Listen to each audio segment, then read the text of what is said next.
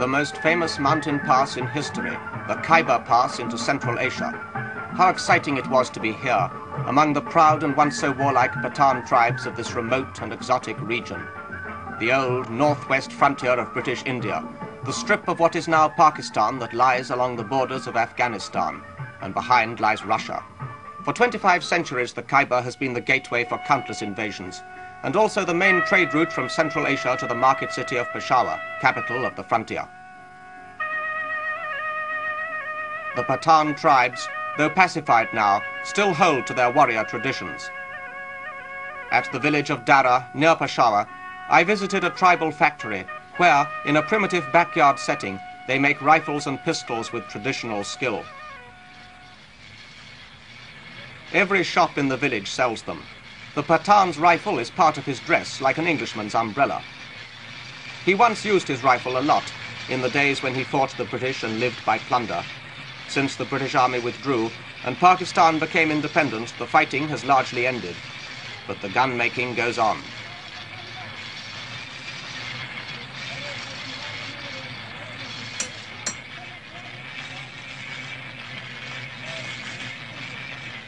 Down to the smallest spare part, the weapons are exact imitations of foreign models, American, German, British. Some of them have even got the WD date stamps. This pistol's an Italian copy. The Pakistan government turns a blind eye on this plagiarism, provided the guns are not taken out of tribal territory.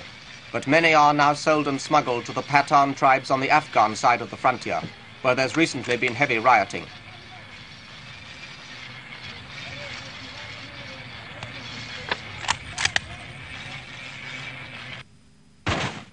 The Pathans are a warrior race, but they're also a gifted and intelligent one. Many have achieved fame and honor in the outside world, like the Pakistan High Commissioner in London, General Youssef, whose great-grandfather fought against the British on the frontier. Is the northwest frontier very different from what it was in the days of your boyhood there? Oh, it is. It's much more mechanized. It's quite a common sight to see the Afridis and the Masouds driving their own trucks, as you probably saw yourself, through the Kohat Pass and to the Khyber. Are you at all nostalgic for the bad old days when the Pathans fought the British? Well, I wouldn't say that, although I think my great-great-grandfather led the Jawaki expedition in late 19th century. Why has the fighting ended? I think, because they feel that the present government of Pakistan is composed of Pakistanis and there are no foreigners there.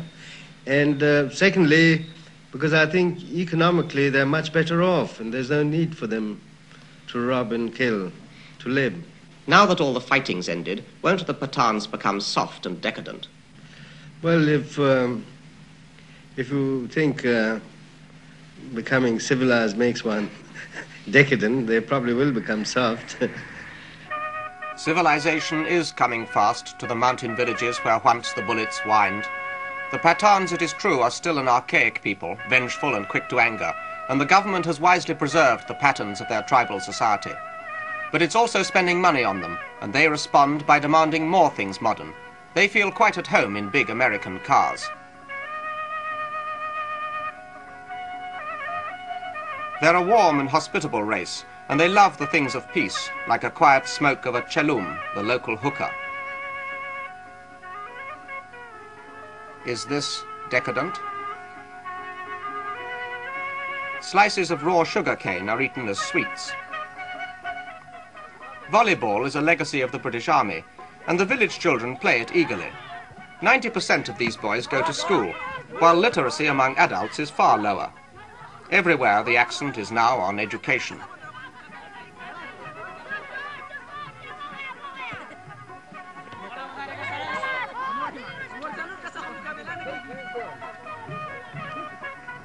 So we left Dara for the Khyber Pass. The alpine freshness in the clear mountain air made me forget the poverty and dirt that are ever present in Asia.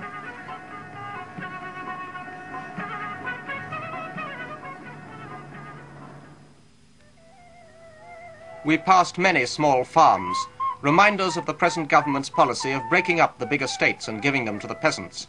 This man owns 20 acres. His soil is fertile but dry.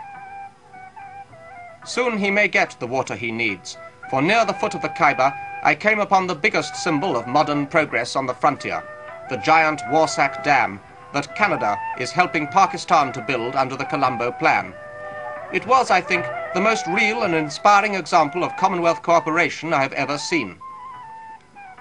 In the Kabul River Valley, where Alexander the Great marched to invade India 4 centuries before Christ, I saw Canadian and Pakistan technicians teaching Pathan laborers to be mechanics. They were all working together on a hydroelectric project that later this year will triple West Pakistan's electricity supply.